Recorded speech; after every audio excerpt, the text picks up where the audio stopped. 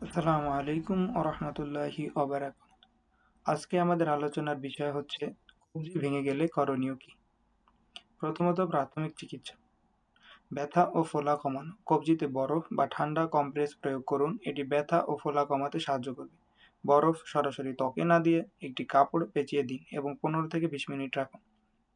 কবজি স্থির রাখা। কবজি নড়াচড়া না করতে একটি স্প্লিন বা কাপড় দিয়ে হাতটি স্থির করে বাঁধুন, এটি আরও ক্ষতিরোধ করবে। উঁচু করে রাখা। হাতটি হৃদয়ের স্তর থেকে উঁচুতে রাখুন, এটি ফোলা কমাতে সাহায্য করে। দ্বিতীয়ত, চিকিৎসকের কাছে যাওয়া। তাৎক্ষণিক চিকিৎসা।